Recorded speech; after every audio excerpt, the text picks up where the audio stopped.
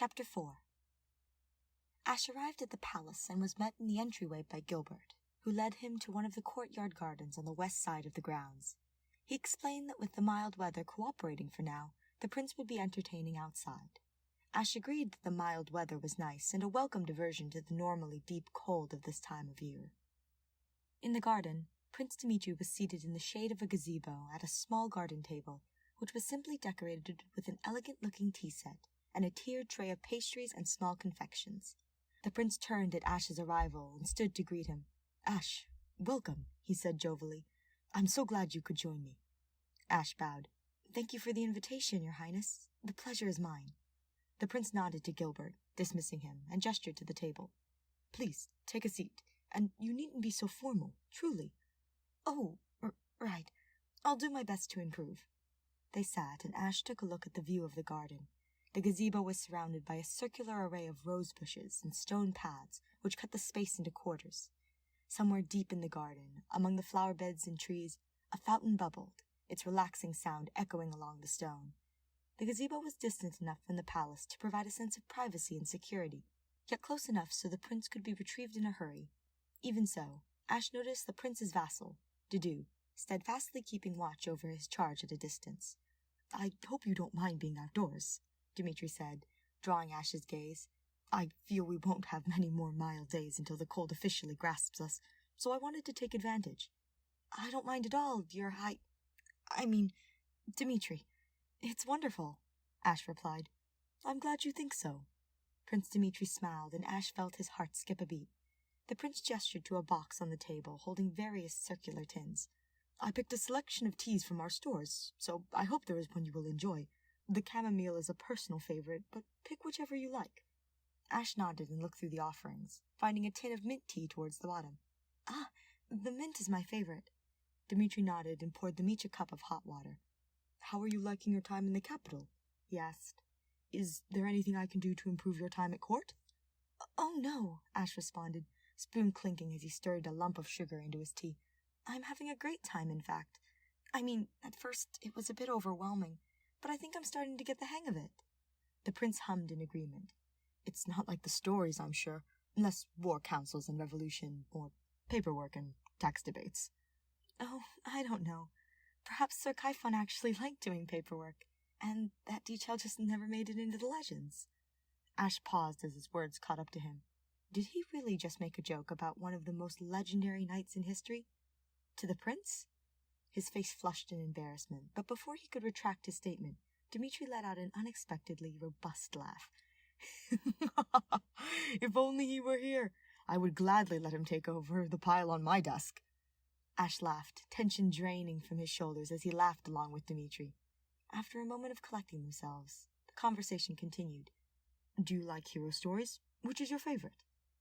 Ashe considered his response. "As far as classic legend, I'd say Lugh and the Maiden of the Wind. For something more contemporary, I've read so many I don't think I can pick." "You're an avid reader, then?" Ashe nodded enthusiastically. "I am. Hero stories, especially the ones featuring knights, are my favorite." "Grand adventures, sword fights, and jousting for a maiden's honor?" Dimitri teased, though not maliciously. "How idealistic." "Yeah, a bit." Ashe looked into his empty teacup, feeling a flush rise on his face once more. "Stories have always been an escape for me," he continued softly.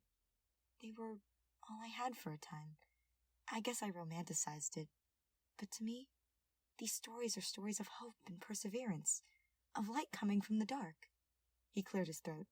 "I'm sorry. I don't know why I told you all that." Ashe stuttered self-consciously as the prince placed a hand over his own. "Do not apologize," he said with a warm tenderness. "Thank you for sharing that piece of yourself with me." Dimitri removed his hand and moved to pour each of them another cup of hot water, effectively breaking the spell of the moment. The conversation shifted, and the pair settled into a comfortable discussion, speaking of everything and nothing at all. Dimitri asked about his life in Gaspard. Ashe asked about living in the capital and palace life. Dimitri learned about Ashe's sister, smiling fondly as Ashe told stories of them as young children. Ashe learned that Dimitri didn't have any blood siblings, but a plethora of step-sisters and brothers who he was, unfortunately, not very close to. Their time together flew by, through a second pot of water, several sweet pastries from a bakery in the square, which Dimitri had insisted they make plans to visit soon, and before long, Dudu was interrupting to usher the prince along to another engagement. On the way back to the house, Ashe could hardly believe what a great time he had with the prince. They had fallen into easy conversation, as though they had known each other for quite some time, rather than just a week or so. Dimitri had seen and treated him as an equal. Neither his status as a commoner or adopted son had affected their time together. He smiled to himself, thinking ahead to the next time they would meet. Lenato was feeling much better the following week and was able to return and assume his place on the council. In front of a full chamber of noble lords and the press, Prince Dimitri unabashedly praised Ashe's efforts in his father's place, much to Ashe's embarrassment and his father's pride. The session continued as normal. In time, Ashe was introduced to other noble families and formed a bit of a friendship with other heirs, particularly Sylvain Gautier and Felix Fraldarius. They were very close to Prince Dimitri, their families having close ties to the royal family going back generations and having grown up together. Ashe slipped into their friendship easily, even with Felix's natural briskness. He found himself invited to friendly get-togethers, which occasionally included Dimitri. In time, the mentioned bakery trip evolved into a group affair. One Sunday afternoon, the weather finally shifting into the harsh chill Fargus is known for, Ashe and Dimitri, along with Dudu, Sylvain, Felix, and a detail of royal security guards, bundled up and walked through the streets of Ferdiad. The capital was bustling with activity this day, partially because it was the usual business and tourist traffic, and partially in preparation for the prince's upcoming birthday celebration. While many of the citizens wouldn't be invited to the royal celebration at the palace, they would be throwing their own parties in the taverns and restaurants throughout the city. Dimitri had hand-delivered an invitation to Lord Lenato, and a separate one addressed to Ashe the previous day. A personal invitation to Prince Dimitri's birthday party masquerade ball. Just thinking about it brought a warm blush to his cheeks, though he hoped everyone would think he was just flushed from the bitter wind. The bakery was a small, cozy brick building off the main square. The windows proudly noted their seasonal favorite treats and special cafe selections. It looked like it may once have been a livable home, but was converted to a storefront and, presumably, an upstairs apartment living space. As the group entered, Ashe was struck with the smell of chocolate, bread, and coffee. It was heavenly. There were a few patrons inside, probably the remaining bits of the lunchtime rush. Sylvain was already at the main counter, flirting with the short, ginger-haired cashier who smiled and rolled her eyes at her. "Knock it off, Sylvain," she said without a hint of annoyance. "What did I say?" he asked with fake innocence. "All I said was you're looking very cute today, Annette. The flower in your hair definitely adds a special charm." The cashier, Annette, let out a soft gasp and checked her appearance in the expression machine. "Oh, man," she sighed. "I thought I got it all out earlier." She turned her attention back to the group, all now clustered around the counter. "Oh, the gang's all here. Hi, Felix, Your Highness." She bowed slightly. "It's always a pleasure to see you." Dimitri inclined his head. "Hello, Annette. It's been too long. I've been meaning to visit in person for some time." "Don't worry about it, please. We know you're busy. I'll take your orders and let Mercy know you're here. I'm sure she'd want to say hi." "Only if she's not too busy herself. I would hate to inconvenience her." Dimitri gestured to Ashe. "Annette, this is Ashe Ubert, Lord Gaspard's son. He's in town for the latest council session." Ashe didn't think it was possible for Annette's smile to get any bigger, but it did. "Nice to meet you, Ashe," she greeted. "I hope Dimitri and the nobles aren't boring you too terribly." Ashe had to laugh at that. "No more than normal," he replied, tilting his head in Dimitri's direction. The prince chuckled and shook his head. "It's been interesting, actually. I'm enjoying my time here." "That's great." Annette then addressed the group as a whole. "So, what can I get for you guys today?" With orders placed, they made their way to a table partially hidden in the back of the shop. The patrons seemed not to notice, or perhaps they didn't care that the prince was casually hanging out with his friends in the bakery. Or if they did, perhaps they were off-put by Dudu's unwavering gaze at the threshold, far enough away to give the prince and his friends space, but close enough to take action if called upon.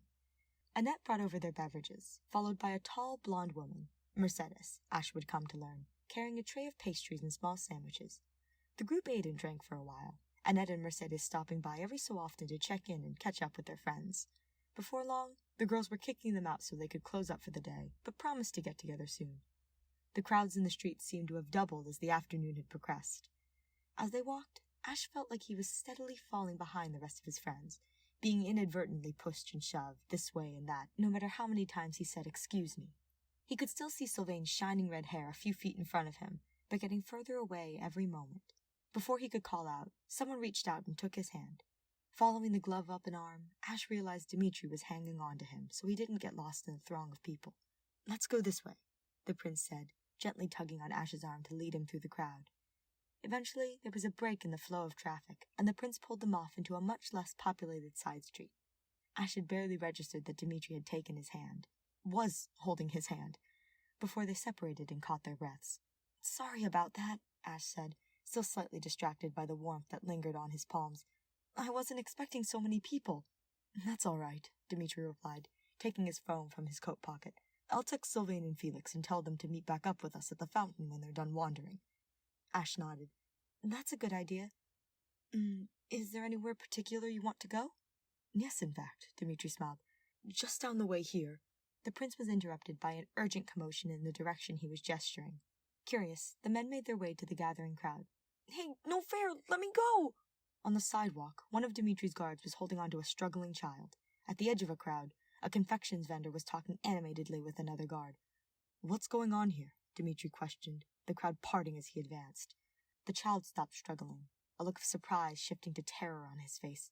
"Your Highness," the guard began, "apologies that you had to bear witness to this. This boy was caught stealing from the street vendor down the block. We just happened to be in the area to assist and apprehend the thief." Ashe's heart stuttered.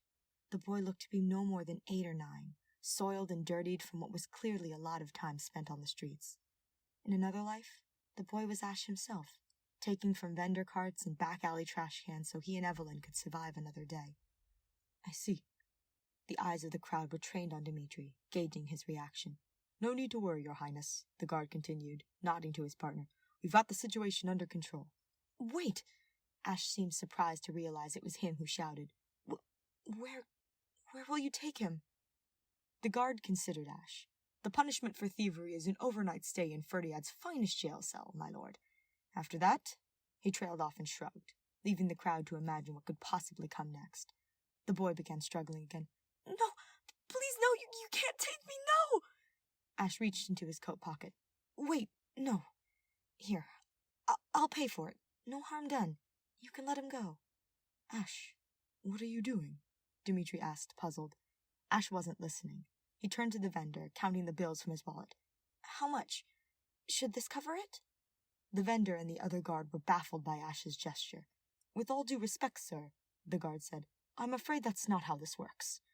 Ashe looked around the group from the guards to the boy, to Dimitri, and back again. "Please, there must be some other—" "If the vendor is amiable to the situation, let it be so." The rest of the world seemed to fall away as Dimitri spoke. A stunned silence fell upon the crowd.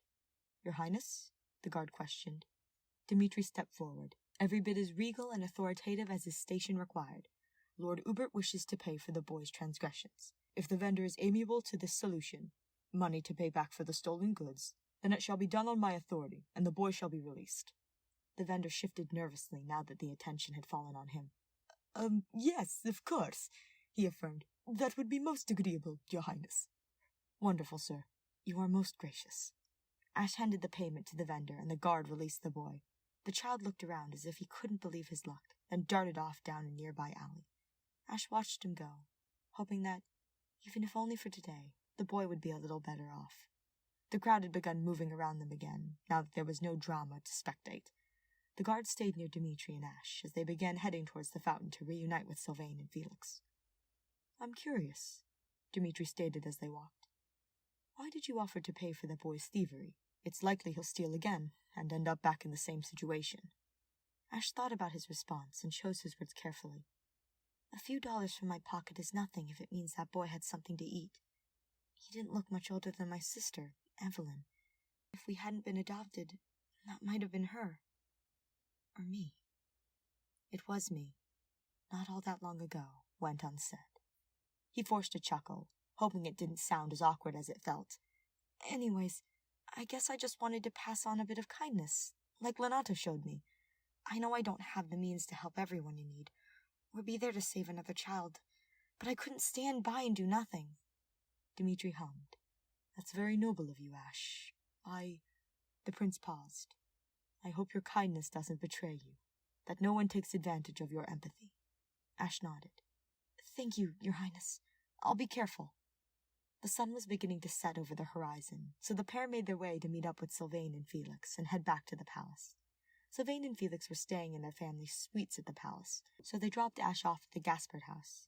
Laying in bed that night, Ashe thought about the day and what had happened to the boy in the streets. If Ashe hadn't been near, that boy would have been arrested, charged with the crime, and locked in a cell for who knows how long. All for what? If we hadn't been adopted, that might have been Evelyn. Or me. It was me, once upon a time. What would Dimitri say if he ever found out? As he fell into an uneasy sleep, Ashe vowed that Dimitri would never learn of his troubled past.